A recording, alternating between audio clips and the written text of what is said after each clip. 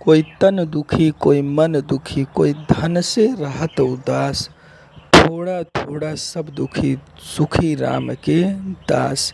सुनिए डॉक्टर श्याम सुंदर पराशर जी की यह अनमोल कथा, जिसमें आप लोगों को नैमिषारण्य तीर्थ में होने वाली इस विशेष कथा में ज्ञान के कुछ बिंदु बताए गए हैं। ध्यान से सुनिए और प्रेम से बोलिए श्री राधे राधे। बोले महाराज 2 साल से इसके चक्कर में, कोरोना के चक्कर में कोई कारोबार ही ठीक नहीं चल रहा, सब ठप्प है। इसलिए तापत्रय विनाशाय, जिनकी पावन चरण शरण ग्रहण करते ही जीव के तीनों प्रकार के संताप समाप्त हो जाते हैं। दैहिक, शारीरिक और मानसिक। दैविक ताप होते हैं, जैसे भूकंप आ गया, सुनामी आ गई, अनावृष्टि हो गई, अतिवृष्टि हो गई, ये सब दैविक ताप है। और तीसरा होता है भौतिक ताप, सांप बिच्छुओं से परेशान रहना, घर में निकल पड़ते हैं। कभी जंगल के पास में जो शहर और भवन होते हैं उसमें भी तमाम जंगली जीव जंतु घुस जाते हैं। तो जीव जंतुओं से, भूत प्राणियों से जो भी भय उत्पन्न होता है, कष्ट उत्पन्न होता है, उसको भौतिक ताप कहते हैं। पर प्रभु की शरण में आने से जीव के तीनों प्रकार के ताप तत्काल हो जाते हैं समाप्त। ऐसे गोविंद के श्री चरणों में हम बारंबार प्रणाम करते हैं। बोल कृष्ण कन्हैया लाल की जय। नैमिषारण्य की परम पुनीत भूमि में सूत जी महाराज सौनक आदि 88,000 ऋषियों को ये पावन कथा श्रवण करा रहे हैं। सौनक जी श्रोता हैं, 88,000 ऋषियों के प्रतिनिधि हैं, कथा सुनने के बड़े रसिक हैं। कथामृत रसास्वाद कुशलः शौनको ब्रवीत। कथा सुनने की कुशलता क्या है? कुशल किसको कहते हैं? कुशाल लाती गृहणाति सकुशलः, जो कुशा को ले आवे वो कुशल। कुशोत्पाटनी अमावस्या आती है ना, ब्राह्मण लोग उस दिन कुशा उखाड़ के लाते हैं। और ना समझ व्यक्ति यदि कुशा उखाड़ेगा तो हाथी काट लेगा। कुशा को बड़ी सावधानी से उखाड़ा जाना चाहिए, अज्ञानी अपना हाथ काट लेगा। तो जो सावधानी से कुशा को उखाड़ के ले आवे उसका नाम कुशल। कुशल का मतलब बुद्धिमान, समझदार। तो कथामृत रसास्वाद कुशलः, कथा के अमृत का पान करने में परम प्रवीण, परम पटु कौन है? सौनक जी महाराज। कथा सुनने की कुशलता क्या है? कथा सुनने में क्या लगता है भाई? कथा सुनने की कुशलता यह है कि श्रोता जब कथा सुनने बैठे तो कितना भी विज्ञ हो पर अज्ञ बन जाए। श्रोता यदि विद्वान बन करके बैठेगा तो कथा कम सुनेगा, व्यास जी के दोष ज्यादा देखेगा। इन्होंने ये अमुक श्लोक अशुद्ध बोल दिया। हम भी पढ़े लिखे हैं साहब। पंडित जी ने ये बात ऐसे कही, हमने तो ऐसे पढ़ी है। तो वो थर्मामीटर लेकर के व्यास जी के योग्यता का मापदंड ज्यादा करता रहता है, ग्रहण कम करता है। उसकी दृष्टि नाप तौल में लगी रहती है, कौन सी बात छोड़ दी, कौन सी बात कैसे कही, कौन सा श्लोक कैसे बोला, आदि आदि। इसलिए कितने भी आप विज्ञ हों, विद्वान हों, सुनने जब बैठो तो बिल्कुल खाली होके बैठो, तो आपको कुछ ना कुछ जरूर कोई नई बात सुनने को मिलेगी, समझने को मिलेगी, सीखने को मिलेगी। घड़ा पहले ही से भरा हो तो उसमें आप क्या भरेंगे? कुछ खाली हो तब तो भरा जाए। तो आप भरे हुए पहले से ही बैठे हैं कि हमने तो 50 कथाएं सुन रखी हैं और कई बार पाठ हमने खुद किया है, स्वयं पढ़ा है। अब ये क्या सुनाएंगे हमको? तो कितनी भी बढ़िया बात उन्हें सुनाओ, उनको कम समझ में आएगी। क्योंकि वो समझना ही नहीं चाह रहे। हनुमंत लाल जी महाराज अनादिकाल से कथा सुन रहे हैं। कितने वर्ष बीत गए, चारों युग परताप तुम्हारा। प्रभु चरित्र सुनवे को रसिया, परम रसिक हैं भगवान की कथा सुनने के। और आज भी जहां कहीं भी कथा हो तो हनुमंत लाल जी पहली दिन पहुंच जाते हैं लगा आसन कथा सुनने के लिए। यत्र यत्र रघुनाथ कीर्तनम तत्र तत्र कृतमस्तकांजलि,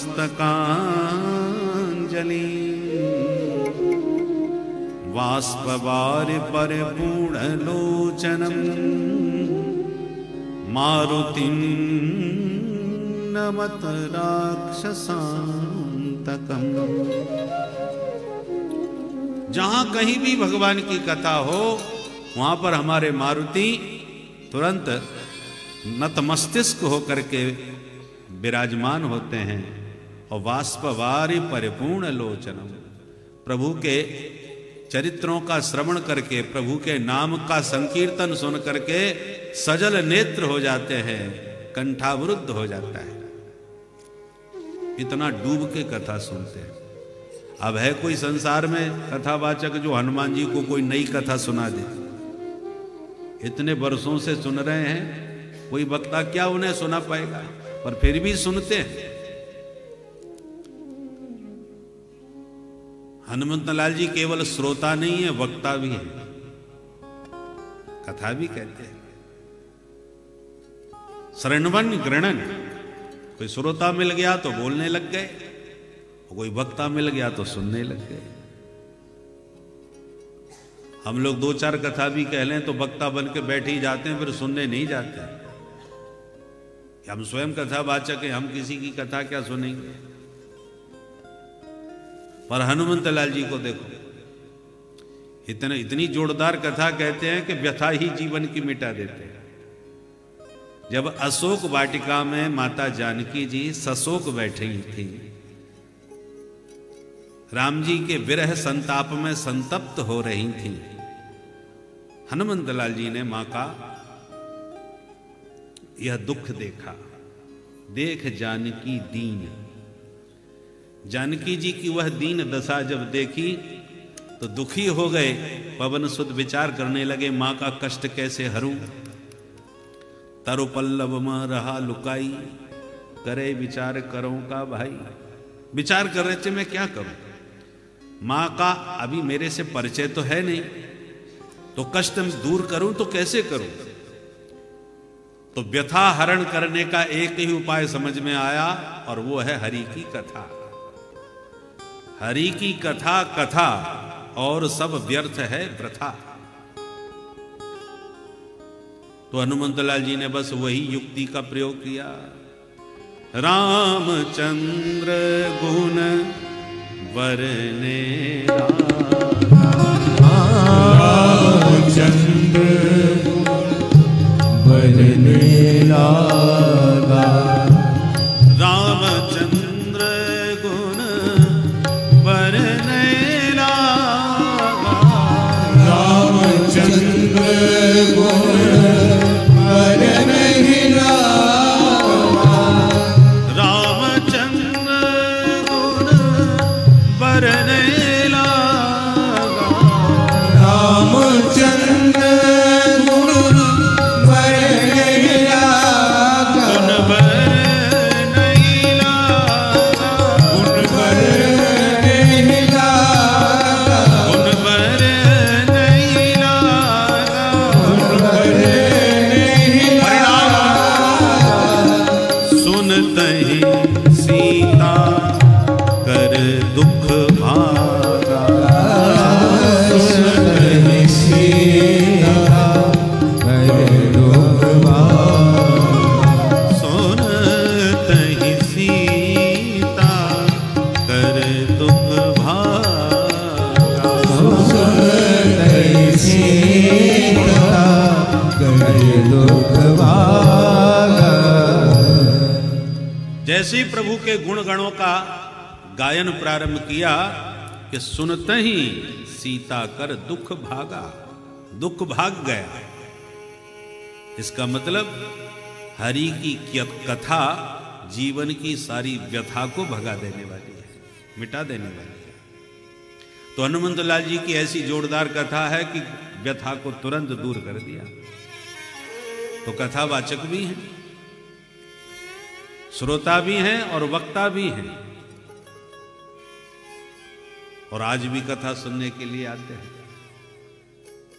तो यह है कथा श्रवण की कुशलता। कोई कितना भी बड़ा विद्वान हो, पर सुनने जब बैठे तो एकदम अज्ञ बन जाए, बस भगवान की चर्चा हो रही है, यही पर्याप्त है। देखो, जिसके प्रति प्रेम होता है उसकी प्रशंसा से मन कभी आघाता नहीं है। आपको अपना पुत्र अत्यंत प्रिय है तो उसकी जो कोई प्रशंसा करे तो आपको अच्छी लगेगी कि नहीं? आप किसी को मना करोगे बस बस रहने दो, बहुत सुनिए, नहीं।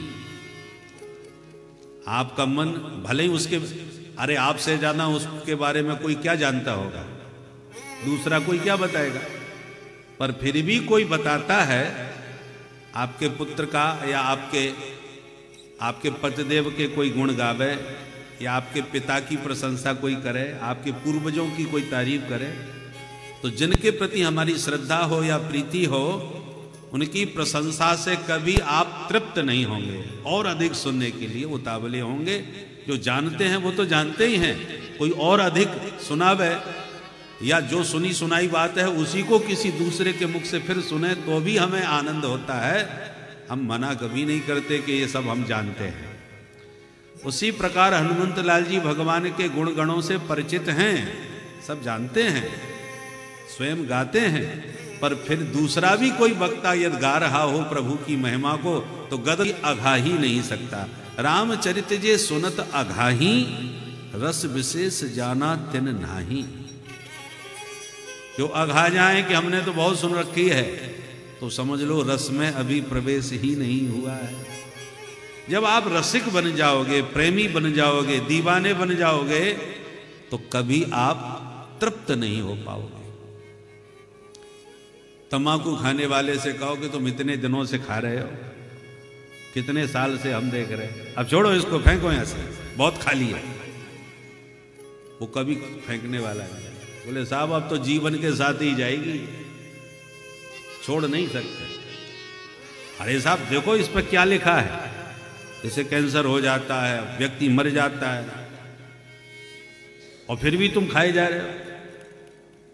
उसको समझाने की भी कोशिश करोगे तो बदले में तुम्हें ही समझाने लगेगा। बोले तुम क्या अमर होके पैदा हो गए हो?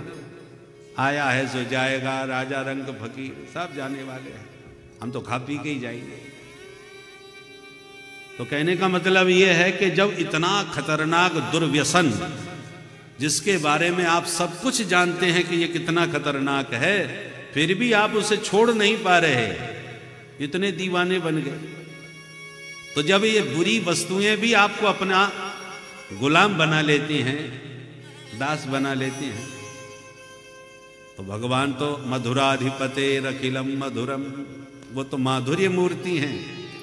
उनके जब रसिक बन जाओगे, उनका रस का जब चस्का आपको लग जाएगा, तो बोलो फिर कैसे छोड़ पाओगे।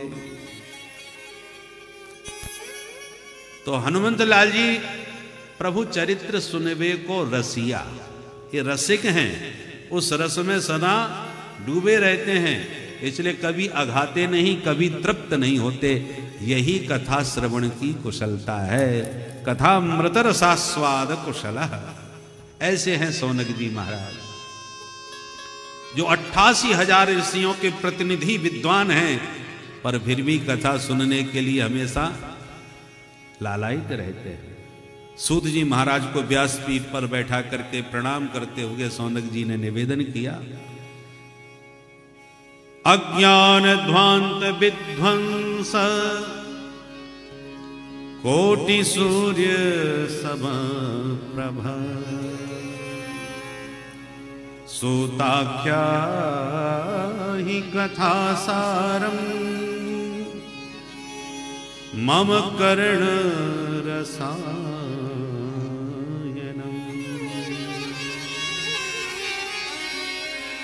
हे सूत जी महाराज,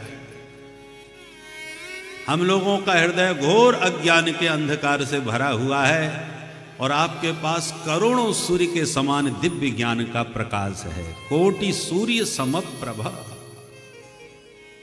महाराज, अपने दिव्य ज्ञान की किरण से हमारे जन्म जन्मांतर का जो अज्ञान अंधकार है उसे मिटा दीजिए। भक्ति, ज्ञान, वैराग्य और विवेक को बढ़ाने के लिए ये वैष्णव लोग करते क्या है, हमें भी बताइए। देखिए महाराज, भगवत प्राप्ति के साधन तो अनेक हैं, पर कलयुग में कठिन साधन कोई नहीं कर सकता। इसलिए कृष्ण प्राप्ति करम सस्वत साधनम तदबदाधुना, भगवत प्राप्ति का जो सरलतम साधन हो वो आप हमें कृपा करके समझाएं। साधना करी, भगवान प्रकट हो गए, वरदान दिया, आशीर्वाद दिया और गायब हो गए। बोले ऐसे भगवान नहीं चाहिए। कृष्ण प्राप्ति करम सस्वत, हमें शाश्वत रूप से परमात्मा मिले तो बस जाए नहीं, सदा मिले ही रहे। मिले ही रहे तो मानो कबहू मिले ना। भगवत रसिक रसिक की बातें रसिक बिना कोई समझ सके ना। माने थोड़ी देर के लिए, 2-4 क्षण के लिए, 2-4 घंटे के लिए हमें भगवान नहीं चाहिए, हमें शाश्वत प्राप्ति चाहिए, अखंड, हमेशा के लिए हमें प्रभु प्राप्त हो, ऐसा उपाय हमें बताइए। कृष्ण प्राप्ति करम सस्वत साधनम तद बदाधुना, अधुना तत् साधनम बद। आपके ऊपर गुरुदेव भगवान की कृपा है, इसलिए कोई रहस्य आपसे छुपा हुआ नहीं है। किसी को कल्प वृक्ष प्राप्त हो जाए तो स्वर्ग की संपत्ति भी वो मांगेगा तो मिल जाएगी। किसी को चिंतामणि मिल जाए तो जिस वस्तु का चिंतन करेगा वो संसार की हर वस्तु उसे प्राप्त हो जाएगी। पर चिंतामणि और कल्प वृक्ष से तुम परमात्मा को पाना चाहो, तत्व ज्ञान प्राप्त करना चाहो तो नहीं हो पाएगा। चिंतामणिर्लोक सुखम, चिंतामणि लौकिक सुख को देने वाली है। सुरद्रो स्वर्ग संपदम, कल्प वृक्ष स्वर्ग संपत्ति को दे सकता है, किंतु प्रयक्षति गुरु प्रीतो वैकुंठम योगी दुर्लभम। गुरुदेव की अनुकूलता प्राप्त हो जाए, अनुग्रह प्राप्त हो जाए तो योगी दुर्लभम वैकुंठम अपि प्रयक्षति। बड़े बड़े योगींद्र मुनींद्रों के लिए जो दुर्लभ है वह भगवत तत्व भी उसे सहज सुलभ हो सकता है। इसलिए गुरु कृपा में बड़ा चमत्कार है। अतः हे सूत जी महाराज, आपके ऊपर भरपूर गुरु कृपा है, उसका प्रसाद हमको भी प्रदान करें। सूत जी महाराज सुन करके बड़े गदगद हो गए। महात्माओं, प्रीति सौनक चित्ते ते हियतो वच में विचार्य च सर्व सिद्धांत निष्पन्नम संसार भय नाशनम। तुम्हारे मन में मेरे प्रति श्रद्धा है, इसलिए सभी शास्त्रों का सार ही तुम्हें सुनाऊंगा, सावधान होकर के सुनिएगा। काल व्याल मुखग्रास त्रास निर्णा सहेतवे श्रीमद्भागवतम शास्त्रम कलौ कीरेण भाषितम। तो मैं निवेदन कर रहा था, यह संसार काल कवलित है। काल ब्याल मुखग्रास, काल रूपी ब्याल माने सर्प के मुख में ग्रास बने हम सब बैठे हैं। एक काल कब किसको अपना ग्रास बना ले कोई ठिकाना नहीं। काल अपने नाम को बदनाम करने से बचने के लिए किसी न किसी का बहाना बनाता है। क्या करें साहब, चलते चलते अचानक गिर पड़े तो चले गए। क्या करें, दो सांड लड़ते हुए आ रहे थे, उनसे टकरा गए, चले गए। तो बहाना तो कोई ना कोई बनता है, परंतु एक ग्रसने वाला काल ही होता है। काल किसी न किसी के बहाने से सबको ग्रसने के लिए बैठा है। काल ब्याल मुखग्रास त्रास निर्णास हेतवे। काल ब्याल से बचने के लिए, मृत्यु के भय से मुक्ति पाने के लिए ही श्रीमद् भागवत शास्त्र को प्रकट किया गया है। शास्त्र किसे कहते हैं? शासनात् त्रायते। शास्त्र हमारे ऊपर अनुशासन करते हैं, ऐसा करो, ऐसा मत करो, सत्य बोलो, झूठ मत बोलो। ये सब शास्त्र ही तो हमें शिक्षा देते हैं। सत्यम वद, धर्मम चर, मातृदेवो भव, पितृदेवो भव, आचार्य देवो भव, अतिथि देवो भव। ये सब शास्त्र के आदेश हैं। अब आप प्रश्न कर सकते हो कि इन आदेशों का हम पालन क्यों करें, और पालन करेंगे तो क्या फायदा होगा? देखो, हर देश के नियम अलग अलग होते हैं।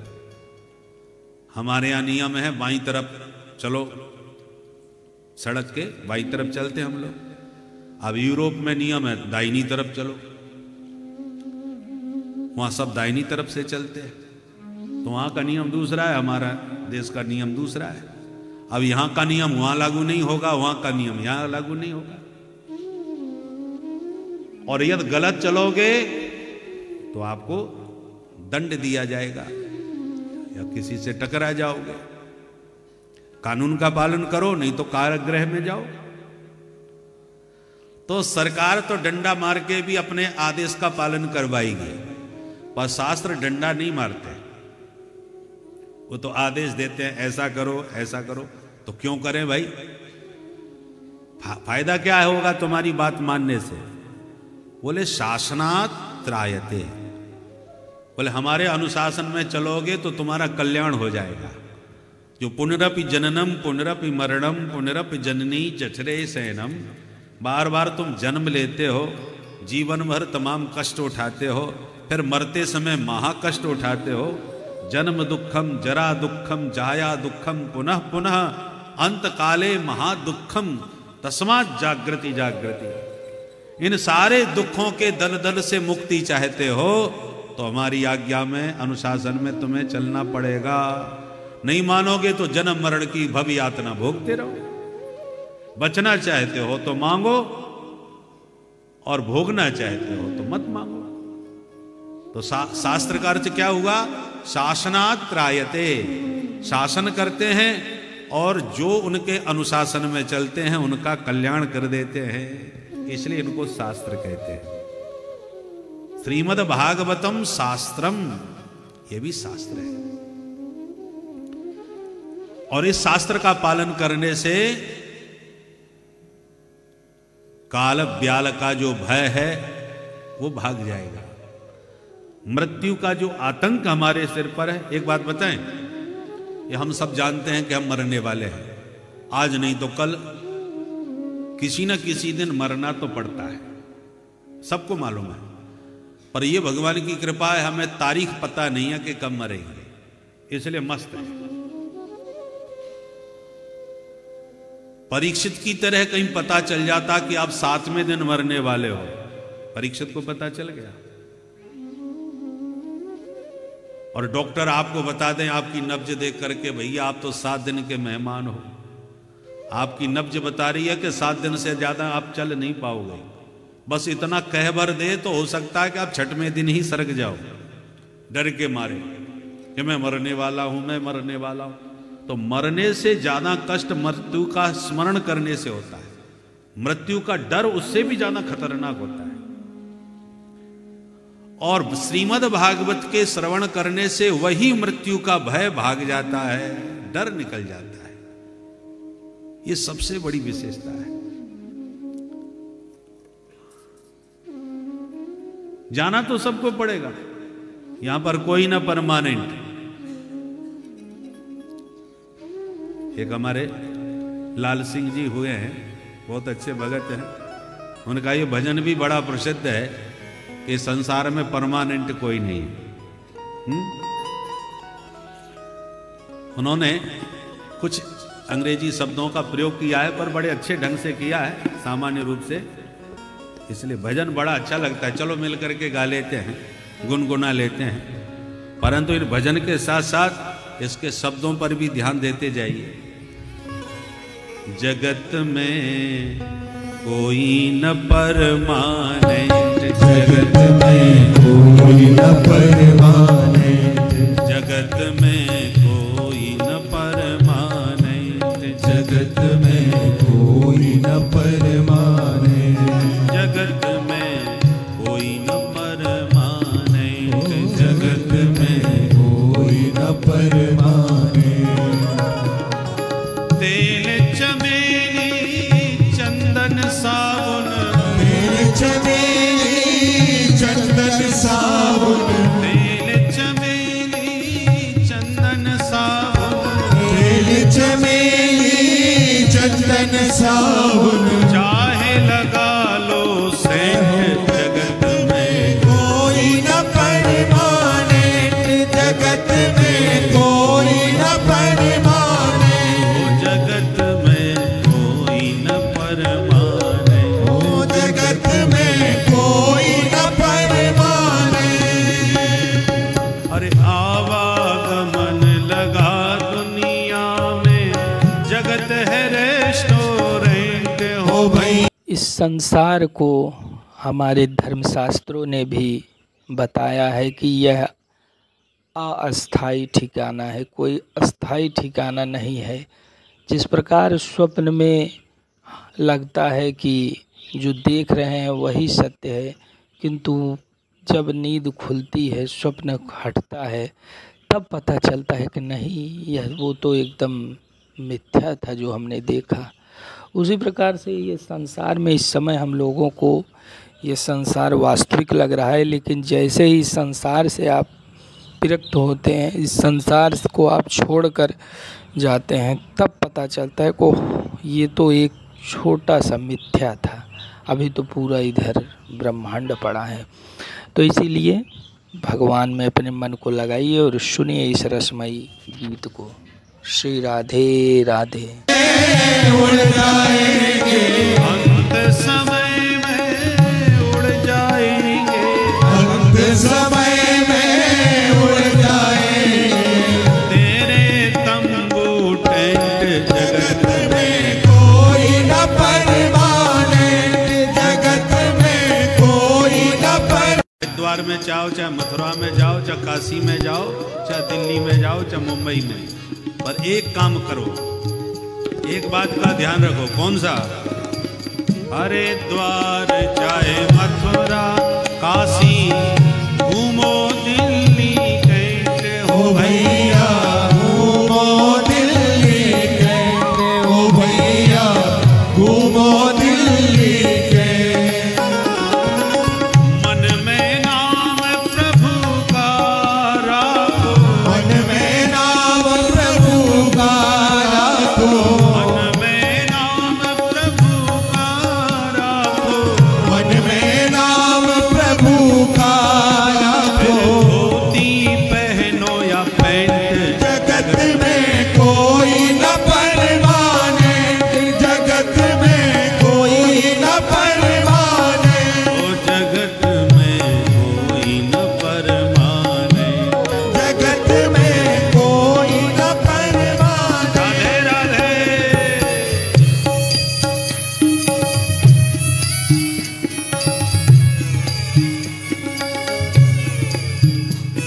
और ध्यान रखें, ऐसा नहीं है कि ये बीमारी केवल बच्चों को ही पकड़ती है या गरीबों को ही पकड़ती है। बहुत बड़े करोड़पति बन जाओगे तो बच जाओगे। देखो इत्र की खुशबू आजकल कितनी फैल रही है। नोट गिनने वाली मशीन भी परेशान हो गई गिनते गिनते। और यदि नोटों से ये जीवन और शरीर मिला होता तो आज धनवान तो सब अमर हो जाते। परंतु कोई भी बने रहो, चाहे जितने बड़े पद पर हो, चाहे जितने धनवान हो या बलवान हो, राष्ट्रपति या जनरल कर्नल चाहे हो लेफ्टिनेंट हो भैया, चाहे हो लेफ्टिनेंट, हो भैया, चाहे हो लेफ्टिनेंट। किसी भी पद पर हो, राष्ट्रपति या जनरल कर्नल चाहे हो लेफ्टिनेंट हो भैया, चाहे हो लेफ्टिनेंट, हो भैया, चाहे हो लेफ्टिनेंट। काल सभी को खा जाएगा, काल सभी को खा जाएगा, काल सभी को खा जाएगा, काल सभी को खा जाएगा। लेडीज हो या जेंट्स जगत में कोई न परमाने, जगत में कोई न परमाने, ओ जगत में कोई न परमाने। जगत में कोई न परमाने। राधे राधे।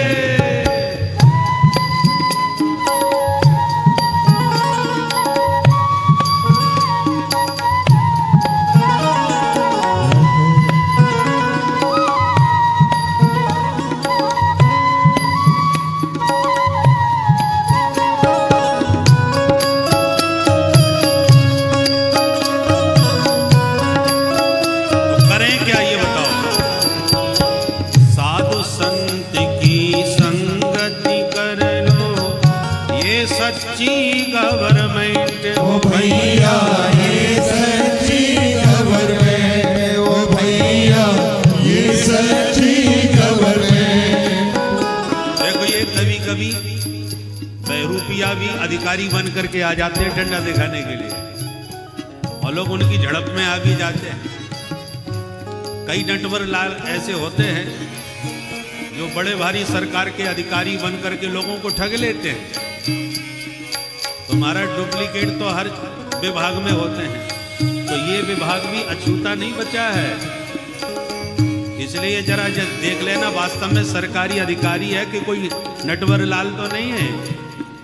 साधु संत की संगति करी लो, ये सच्ची गवर्नमेंट ओ भैया, ये सच्ची गवर्नमेंट, ओ भैया, ये सच्ची गवर्नमेंट। लाल सिंह कहे इस दफ्तर से, लाल सिंह कहे इस दफ्तर से, लाल सिंह कहे इस दफ्तर से, लाल सिंह कहे इस दफ्तर से। मत होना अपसेंट, जगत में कोई न जगत में कोई न परमाने, जगत में कोई न परमाने, जगत में कोई न परमाने, जगत में कोई न परमाने। तेल चमेली चंदन साबुन, चमेली चंदन सावन, तेल चमेली चंदन साबुन, चमेली चंदन सावन। चाहे लगा लो सेंट, जगत में कोई न परमाने, जगत में कोई न परमाने, जगत में कोई न परमाने, जगत में कोई न परमाने।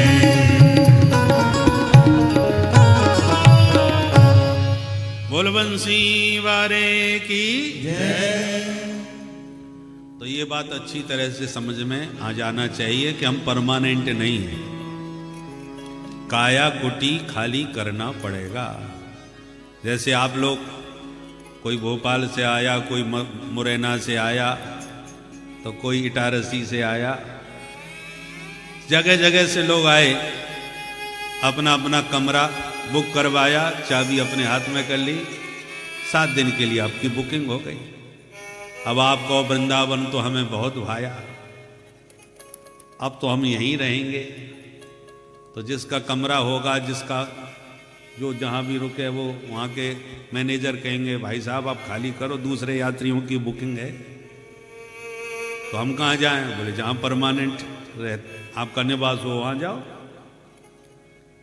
तो खाली करना पड़ेगा चाहे जितना पसंद आवे। उसी प्रकार ये संसार अस्थाई है, परमानेंट नहीं है। आओ, प्रेम से रहो, मिलजुल के रहो, खेलो खाओ, आनंद लो। 2 दिन का मेला मना करके अपने घर जाओ जहां से परमानेंट रहने वाले हो। ये रहस्य यदि समझ में आ जाए जीवन का, तो व्यक्ति हमेशा मृत्यु भय से मुक्त होकर के मस्त रहेगा। एक बात आपको बताएं, बहुत ध्यान से सुनिए।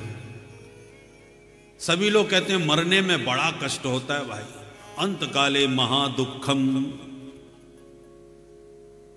तो विचार करो, क्या सचमुच दुख होता है मरते समय? होता है तो काय का दुख होता है भाई? कैसा कष्ट होता है? देखो, जो स्थिति मृत्यु की है वही स्थिति निद्रा की है। गहरी नींद में जब आप सो जाते हैं तो समझ लो मरा हुआ व्यक्ति और सोया हुआ व्यक्ति एक सही हो जाता है। नींद जबरदस्त होनी चाहिए, स्वप्न की नहीं, सुसुप्ति की नींद, गाढ़ निद्रा जिसमें होश ही नहीं है कि हम कहां पड़े हैं। तो जो मर गए और जो गहरी नींद में सो गए बिल्कुल एक सी स्थिति। इसलिए मृत्यु का एक दूसरा नाम है चिर निद्रा। अब जरा विचार कीजिए, आपको सोने में कोई कष्ट हो रहा है क्या? नहीं हो रहा। बल्कि नींद ना आवे तो नींद की गोली खा के सोते हैं।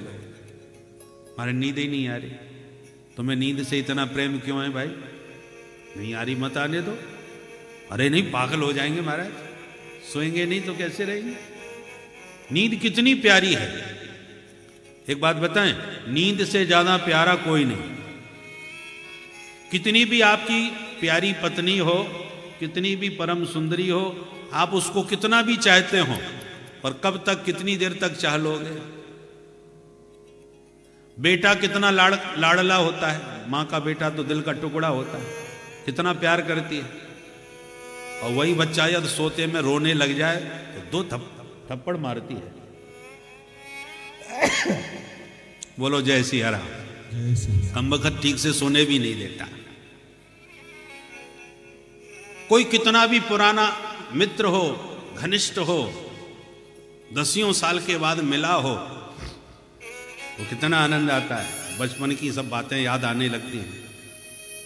घंटों तक गपशप लगाते हैं, पर जो रात के 12 बजे सो कहते हैं भैया अब आराम करो।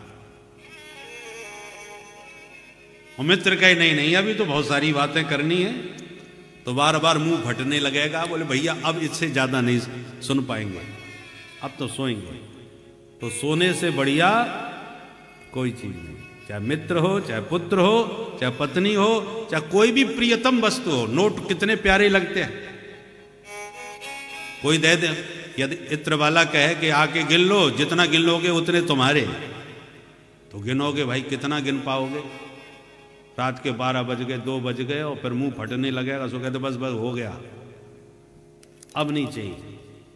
नींद जब आती है तो चाहे कितनी भी प्रिय से प्रिय वस्तु हो, उसका भी परित्याग करके व्यक्ति सोना पसंद करता है। सोने से भी ज्यादा सोना।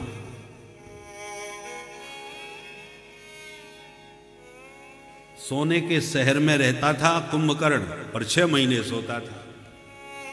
सोने की लंका थी ना, सोने की नगरी थी। तो सोने की नगरी में भी सोने वाला 6 महीने वाला 6 महीने तक सोता था। इसका मतलब सोना से भी ज्यादा सोना।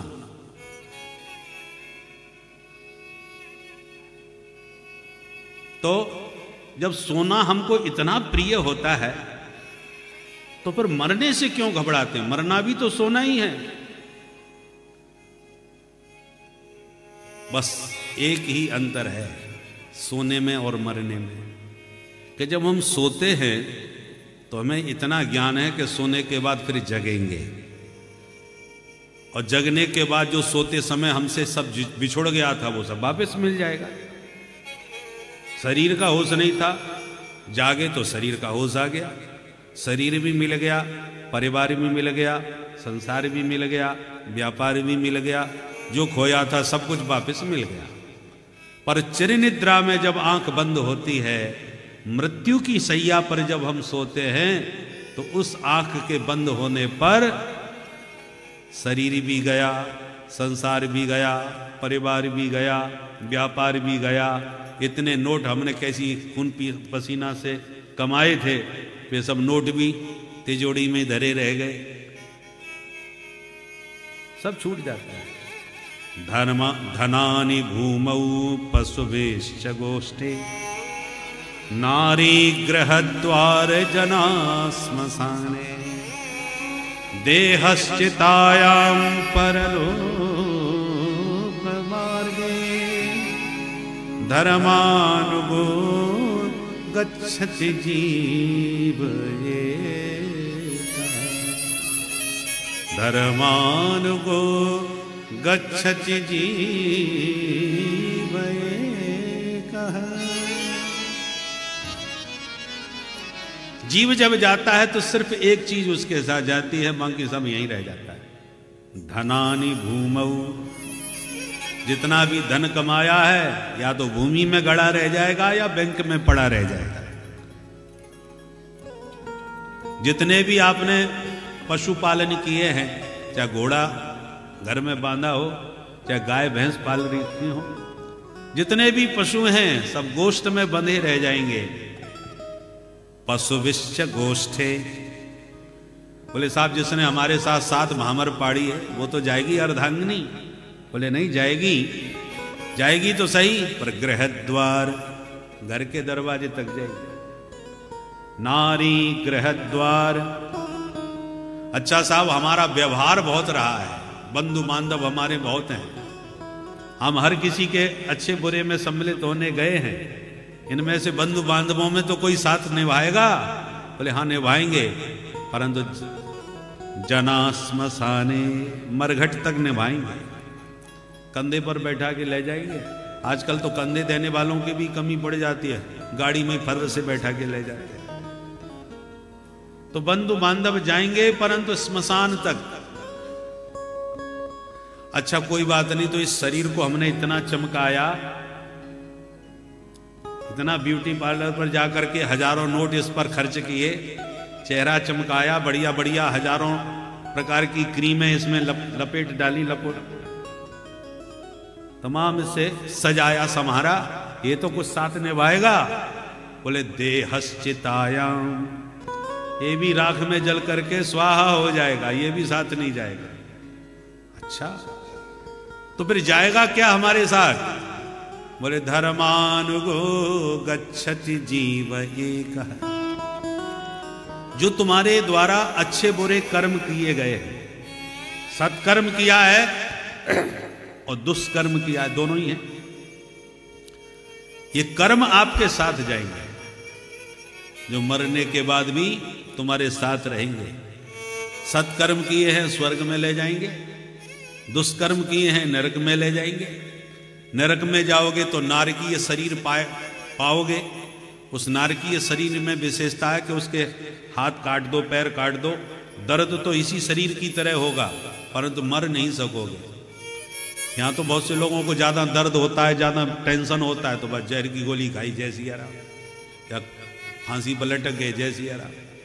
पर नरक में जाने के बाद चाहे फांसी पर लटक जाओ, चाहे जहर खाओ, चाहे हाथ पैर काटो, कितना भी करो, मरोगे नहीं, दर्द पूरा होगा।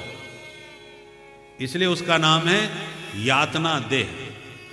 और स्वर्ग में जाओगे तो स्वर्ग के दिव्य सुख भोगने के लिए शरीर पर्याप्त नहीं है। इस शरीर से हम न जातो ज्यादा खा पाते हैं।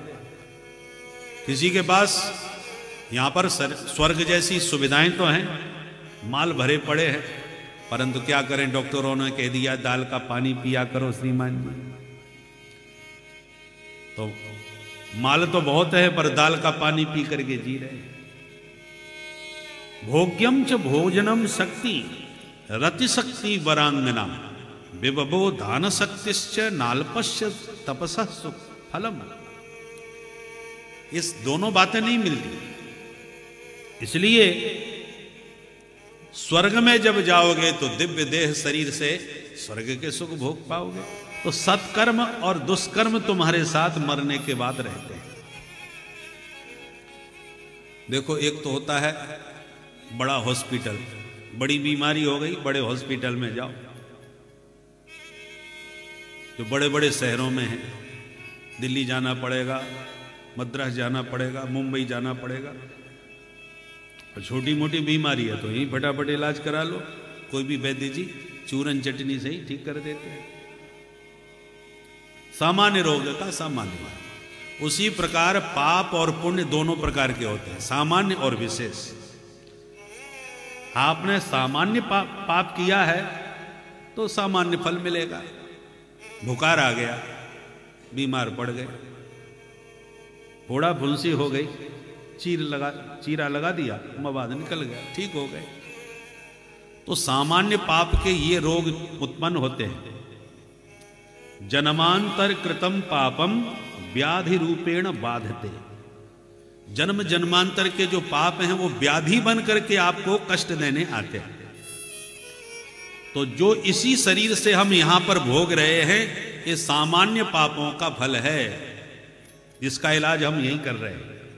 और जो महापाप हमने किए हैं, उन महापापों का फल तो नरकों में जाकर के, वो बड़े हॉस्पिटल है, वहां जाकर के बड़ा इलाज होता है। तो बड़े बड़े पापों का फल भोगने के लिए भागवत में 28 प्रकार के महानरकों का वर्णन पंचम स्कंद के 26वें अध्याय में किया गया है।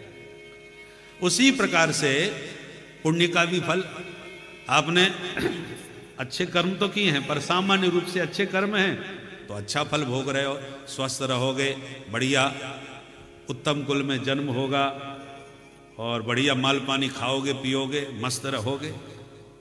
तो ये सामान्य शुभ कर्म का फल है। और विशेष पुण्य किया है आपने, बहुत बड़ा कोई शुभ कार्य किया है, तो उसके लिए स्वर्ग में जाकर के दिव्य सुख का भोग करोगे। तो सामान्य सुख नहीं होता, दिव्य सुख होता है। इस शरीर में तो रोग व्याधि भी होती हैं, मल मूत्र भी होते हैं, सर्दी गर्मी भी परेशान करती है, बहुत सी समस्याएं शरीर में होती हैं। और देव शरीर जो होता है वो दिव्य होता है, उसमें न पसीना आता है, न दुर्गंध आती है, न मलमूत्र होता है, एकदम स्वस्थ मस्त अमृत का पान करके देवता दिव्य सुख भोगते हैं। तो वो विशेष सुविधा वाला शरीर है। तो शुभ और अशुभ, देखिए एक बात ध्यान रखिएगा, सबकी जड़ है कर्म। मूल माने जो संपत्ति आपके पास, पैसा आपके पास होना चाहिए, फिर तो मौज करो, सारे सुख, सर्वे गुणा कांचनमाश्रयन्ति, पैसा तो हो। उसी प्रकार आप कर्म पर ध्यान दीजिए, आप क्या कर रहे हैं। अच्छा कर्म है तो अच्छा फल मिलेगा ही मिलेगा, चाहे यहां मिले चाहे वहां मिले। और जो गलत कर्म कर रहे हो उससे बच नहीं सकते। यदि पाप किया, अपराध किया, तो ना यहां बचोगे ना वहां। यहां पकड़े गए तो जेल में डंडे पड़ेंगे, जेल में सड़ोगे। और यहां से कहीं प्रभाव से बच भी गए तो वहां नहीं बच पाओगे। यहां तो रिश्वत चल भी जाएगी, वहां नहीं चलेगी। इसलिए व्यक्ति को अपने शुभाशुभ कर्मों पर ध्यान रखना चाहिए। पर हम लोग क्या करते हैं, कर्म पर कोई विचार नहीं करते, जो करना है सो करेंगे। अरे जब होगा, जब जैसा होगा देखा जाएगा, खाओ पियो मौज करो। कर्म पर ध्यान नहीं देते, और जब कर्म का फल सामने आता है तब रोते हैं, हाय हाय हमने ऐसा क्यों किया। जब जोश आता है ना, गाली गलौच में ही और लड़ाई भिड़ाई हो गई, उठाई बंदूक ठाए करके मार दी। कर्म करने में तो कोई विचार ही नहीं किया हम क्या कर रहे हैं। और जब पकड़े गए और आजीवन कारावास हो गया, तब पड़े पड़े अब रो रहे हैं, भगवान हमारी खोपड़ी क्यों खराब हो गई, उस समय हमने जोश में आके ऐसा क्यों किया, जिंदगी बर्बाद हो गई। बाद में पछताते हैं, रोते हैं। इसलिए कर्म करते समय सदैव सजग रहो, हम क्या कर रहे हैं, इसका क्या परिणाम होगा। धर्मस्य फलम इच्छन्ति धर्मम नेक्षन्ति मानवाः। पापस्य फल नेक्षन्ति पापम कुर्वन्ति यत्नतः। धर्म का फल सब चाहते हैं, अच्छे कर्म का अच्छा फल है तो हम स्वर्ग में सुख पावें, सुखी रहे, ये सब चाहते हैं। पर सुख का मूल जो शुभ कर्म है वो करना नहीं चाहते। और पाप का फल है कष्ट, तो जब कष्ट पाना कोई नहीं चाहता, पर पाप का जो कष्ट का मूल पाप कर्म है वो पाप कर्म किए बिना कोई नहीं मानता। पापम कुर्वन्ति यत्नतः, जान के ही पाप करता है, ये जानता है ये गलत कर रहा हूं फिर भी करता है। इसलिए कर्म पर पूरा ध्यान रखना चाहिए। तो श्रीमद् भागवत वह शास्त्र है जिसका अनुशासन मानने पर हमारे जीवन से मृत्यु का भय भाग जाएगा। क्योंकि परीक्षित को जब पता चला कि मैं 7वें दिन मरने वाला हूं तो गंगा के किनारे अनशन व्रत लेके बैठ गए, और उस समय सुखदेव जी ने आकर के यही भागवत सुना करके उनको 7 दिन के भीतर ही मृत्यु के भय से मुक्त कर दिया। देवताओं को जब पता चला कि भागवत हो रही है तो देवता भागे भागे आ गए। सुधा कुंभम गृहीत्वैव देवास्तत्र समागमन् सुखम नत्वा बदन सर्वे स्वकार्य कुशलासुरा। सुखदेव जी को दंडवत प्रणाम करके देवताओं ने कहा, महाराज हमारे हाथ में है सुधामृत और आपके पास में है कथामृत, क्यों ना विनिमय हो जाए। परीक्षित को हम स्वर्ग का अमृत पिलाई देते हैं और ये हरि का कथामृत आप हमको पिला दीजिए। सुखदेव जी खूब हंसे और बोले, ठगिया कहीं के, कांच का टुकड़ा हमें दे रहे हो और करोड़ों की मणि हमसे मांग रहे हो। कांच और मणि की कोई बराबरी होती है भला? क्व सुधा क्व कथा लोके क्व कांचः क्व मणिर्महा ब्रह्मरातो विचार्यैव तदा देवा जहास तदा देवा जहास। सुखदेव जी खूब हंसे। सुखदेव जी का नाम है ब्रह्मरात और परीक्षित का नाम है विष्णुरात। विष्णुरात श्रोता और ब्रह्मरात वक्ता। और भागवत के श्रोता वक्ता दोनों ही मां के पेट में ही भगवान की कृपा का कवच पहन के आए। सुखदेव जी 12 वर्ष तक मां के पेट में रहे और जब भगवान ने प्रकट होकर आशीर्वाद दिया कि बेटा बाहर आओ, मेरा आशीर्वाद है माया तुम्हें स्पर्श भी नहीं कर पाएगी, क्योंकि मां में भी ये प्रपद्यन्ते माया मेताम तरंती थे। जो मेरे भक्त होते हैं वो माया से मुक्त रहते हैं, इसलिए तुम आओ संसार में। तब सुखदेव जी महाराज ने जगत में जन्म लिया, तो मां के पेट में ही भगवान की कृपा का आशीर्वाद लेके आए। और परीक्षित जी का चरित्र तो आप कल सुनेंगे ही। परीक्षित जी को मां के उत्तरा के गर्भ में जाकर के गोविंद ने दर्शन दिए, तब परीक्षित ने जन्म लिया। तो जब मां के पेट में ही प्रभु का दर्शन मिल गया हो तो ये संसार के प्रभाव से एकदम मुक्त हैं। इसलिए सुखदेव जी ने कहा देवताओं से कि उठाओ अपना अमृत और जाओ यहां से। श्रद्धा से कथा सुनने आए होते तो मैं प्यार से सुनाता, पर तुम सौदागर बन के आए हो, इसलिए कथा सुनने की पात्रता ही तुम में नहीं है। न ददौस कथामृतम, कथामृत नहीं दिया और उठा के देवताओं को भगा दिया। ऐसी देव दुर्लभ यह दिव्य कथा है जो परंपरा से सौभाग्यवश हमको प्राप्त हुई है। सौनक जी ने कहा महाराज जब इतनी जोरदार कथा आप हमें सुना रहे हो तो फिर 7 दिन में ही फटाफट क्यों सुनाते हो? कम से कम 15 दिन 1 महीना आराम से सुनाओ, क्या जल्दी है? 7 दिन में ही ये कथा क्यों सुनी जाती है? ये परंपरा कहां से कब से प्रारंभ हुई, कृपा करके बताएं। तब सूत जी कहते हैं, ऋषियों, ये परंपरा सनक सनंदन सनातन सनत कुमार चारों ऋषियों ने नारद जी को सुना करके प्रारंभ करी। यद्यपि ब्रह्म संबंधात श्रुतमेतद सुररचिना सप्ताह श्रवण विधि कुमारैस्तत्र भाषितम। ब्रह्मा जी के पुत्र होने से नारद जी को भागवत का ज्ञान तो था, पर सप्ताह विधि से भागवत कथा सनकादिकों ने ही नारद जी को सुनाई। सौनक जी ने कहा, हमने तो ऐसा सुना है महाराज कि नारद जी तो 2 घड़ी से ज्यादा टिकते ही नहीं कहीं, घुमक्कड़ महात्मा है। तो उन्हें 7 दिन तक बैठ करके सनकादिकों से कथा सुनने का सौभाग्य कैसे प्राप्त हुआ, कहां प्राप्त हुआ, विस्तार से हमें समझाइए। सूत जी कहते, अच्छा तो ध्यान से सुनिए। एकदा हि विशालायां चत्वार ऋषयो मलाः सत्संगार्थं समायाता दद्रसोस्तत्र नारदम्। एक समय की बात, बद्री धाम में सनकादिक सत्संग की भावना से विचरण कर रहे थे कि अचानक नारदम ददृशु, उन्हें नारद जी दिखाई पड़ गए। तो बड़े खुश हो गए, नारद भैया से बढ़िया सत्संग होगा, चलो चलते मिलते हैं। पर जैसी नारद जी के निकट आए तो नारद जी तो बहुत परेशान दिखाई पड़े। सनकादिक हैरान, दूसरों की परेशानी दूर करने वाले बाबा स्वयं परेशान कहां घूम रहे।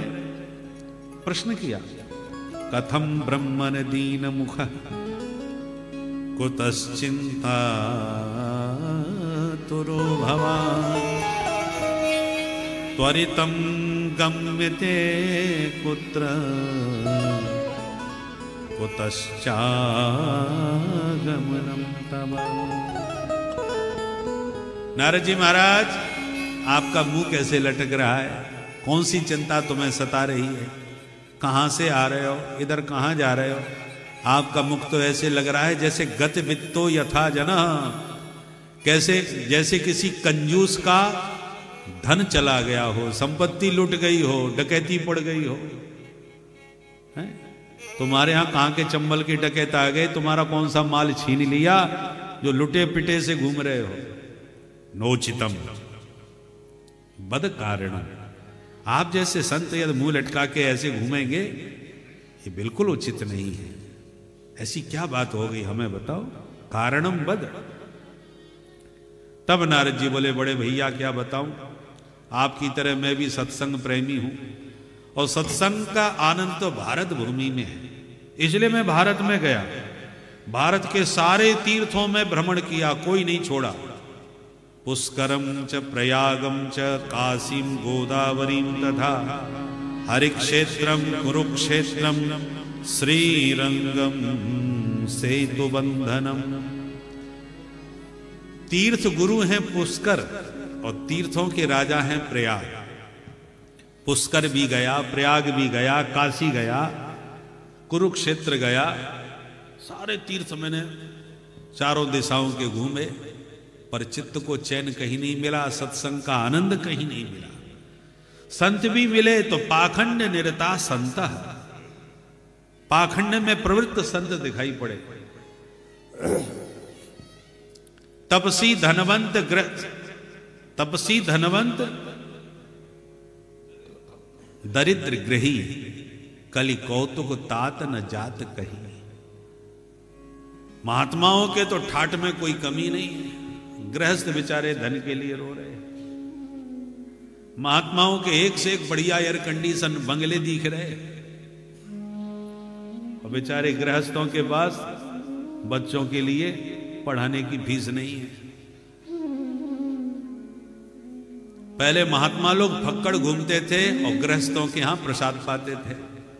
अब गृहस्थ लोग आते हैं, महात्माओं के यहां भंडारे पाते हैं। पहले धर्मशालाएं सेठों की होती थी और महात्मा लोग ठाट से जाकर के धर्मशाला में रहते थे, जब तक मौज आई रहे तो चल दिए। अब महाराज सेठ जी आते हैं फोन करके, महाराज जी आ रहा हूं, जरा 2 कमरे बुक कर देना। अरे फलाने सेठ जी आ रहे हैं, हमारे ट्रस्टी हैं। तो उनकी व्यवस्था में महाराज जी अपने भागा दौड़ी कर रहे हैं कि सेठ जी कहीं नाराज ना हो जाए, कोई कमी ना पड़ जाए। नारद जी कहते हैं हमने कली कौतुक खूब देखे महाराज।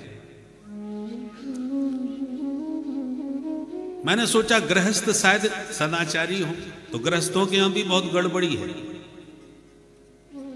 नई बहू आती है तो सास ससुर की संभाल तभी तक करती है जब तक तिजोरी की चाबी हाथ नहीं लगी, और जो चाबी अधिकार सब हाथ में आ गए सोई पतिदेव के कान में मंत्र भूकने चालू कर दिए। सुनो जी, तुम्हारे लिए मैं अपना परिवार, माता पिता, भाई बंधु, सखी सहेली सब छोड़ के चली आई। अब मैंने छोड़ दिए, तुम भी छोड़ो, बस हम दो और हमारे दो, बाकी सबकी छुट्टी करो। तो तरुणी प्रभुता गे हे श्याल को बुद्धिदायक, कन्या विक्रयणो लोभात् दंपतीनां च कलकनम। तरुणी प्रभुता, देवी जी का ही प्रभुत्व घर में पूरा चलता है, और घर में किसी बात पर परामर्श करना हो, सलाह लेनी हो कि क्या करें, तो साले साहब को बुलवाया जाता है। ये जो कहेंगे सोई होगा महाराज। श्याल को बुद्धिदायक, ये बुद्धिदाता है।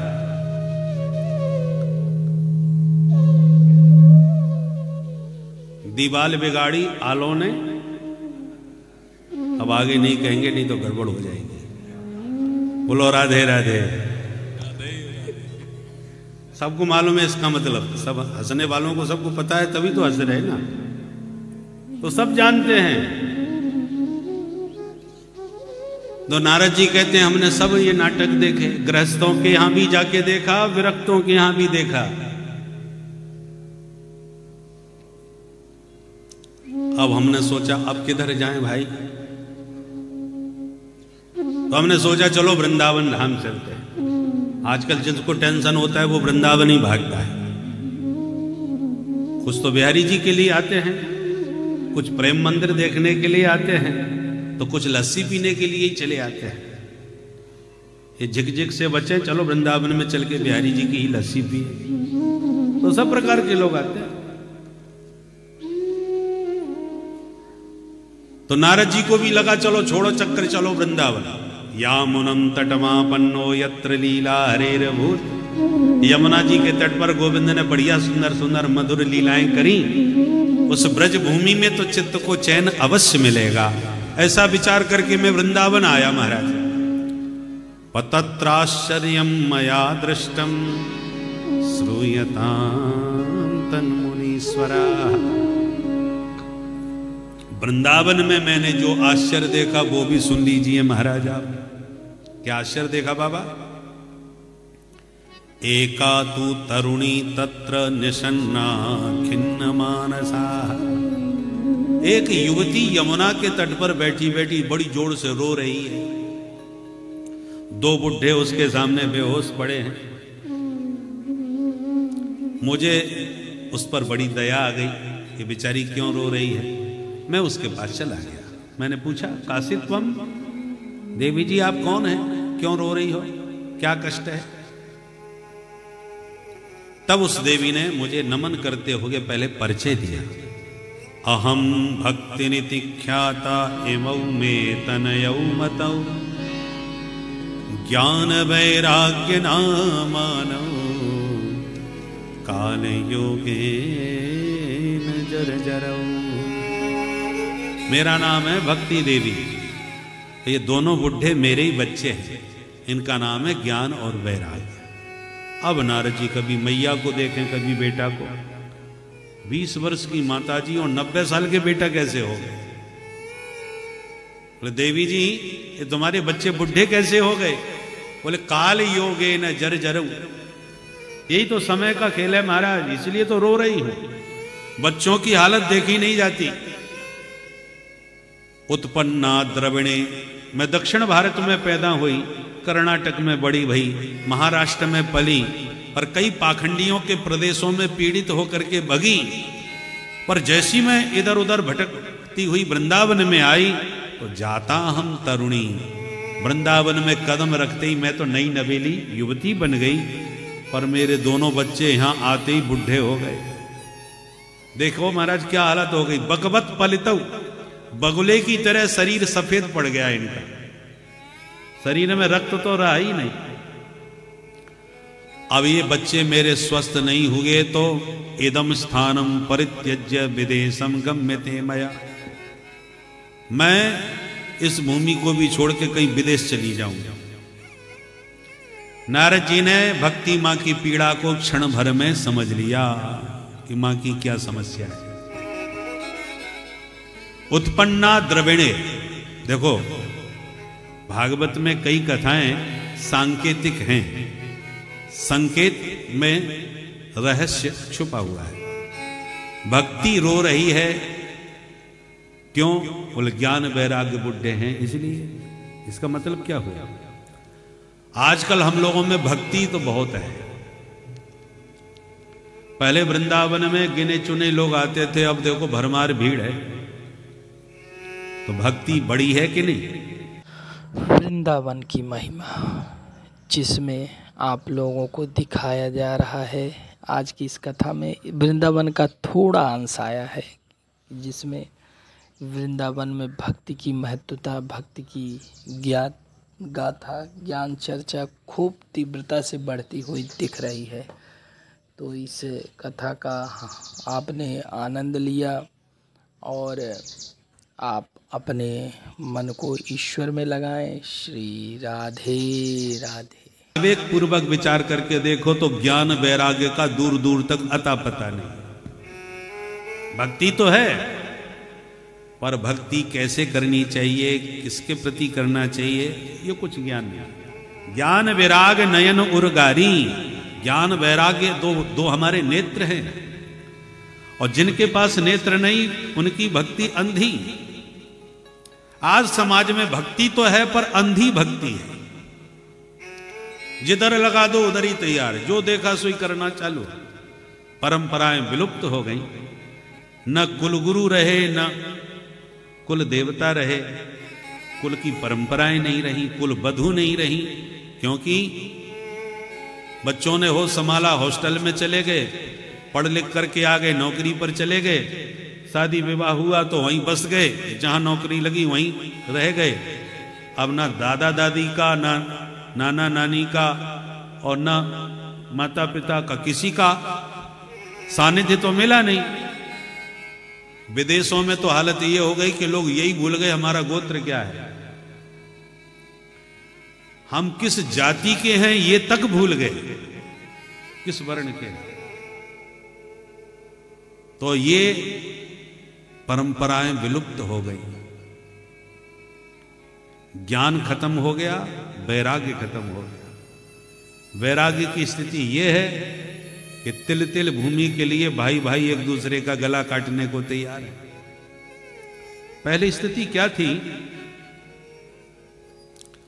लोग तन से भले ही दूर रहें पर मन से बहुत एक दूसरे से जुड़े रहते थे। एक ही छत के नीचे पूरा कुटुंब परिवार आराम से रहता था।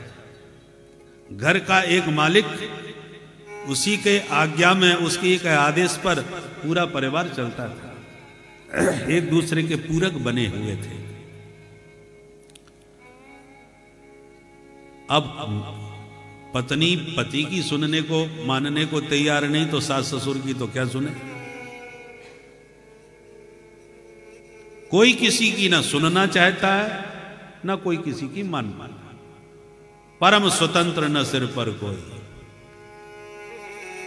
इसलिए परंपराएं भंग हो गई, संस्कार लुप्त होते चले गए, वैराग्य भी गया, ज्ञान भी गया। जिसने जिधर लगा दिया उधर ही लग गए।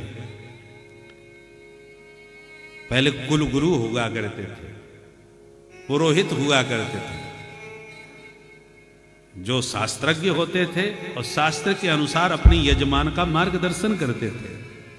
तुम्हें क्या करना चाहिए, क्या नहीं करना चाहिए, तुम क्या कर रहे हो तो कैसे कर रहे हो, वो सारा मार्गदर्शन पुरोहित जन शास्त्रज्ञ एतदेश प्रसूतस्य सकाशा दग्र जन्मनः स्वम स्वम चरित्रम शिक्षेरन पृथिव्याम सर्व मानवा। मनुस्मृति में मनु महाराज ने कहा है कि शास्त्रज्ञ विद्वानों के द्वारा अपने जीवन का मार्गदर्शन प्राप्त करो। हर देव पूज्य नहीं हो सकता। आज स्थिति यह है कि गंगा किनारे गंगादास, जमुना किनारे जमुनादास, सरजू किनारे सरजूदास। जहां जैसा माहौल देखा तहां तैसे बन गए। चाहे जैसे आड़े लगवा लो, चाहे ठाड़े लगवा लो, जहां जैसा चाहे तिलक लगवा लिए। हमारा कौन सा तिलक है, हमारी कौन सी परंपरा है, हम वैष्णव हैं कि शैव्य हैं कि शाक्त हैं, कुछ भी ज्ञान नहीं। भक्ति भरपूर है, ज्ञान कुछ भी नहीं। इसलिए भक्ति मां युवती होकर के भी रो रही है। भक्ति युवती है परंतु रो क्यों रही है? क्योंकि ज्ञान वैराग्य की दुर्दशा है। कोई भी मां अपने पुत्र को दुखी देख करके प्रसन्न कैसे हो सकती है? इसलिए भक्ति तो अच्छी है पर ज्ञान वैराग्य समन्वित भक्ति होनी चाहिए, अंधी भक्ति नहीं होनी चाहिए।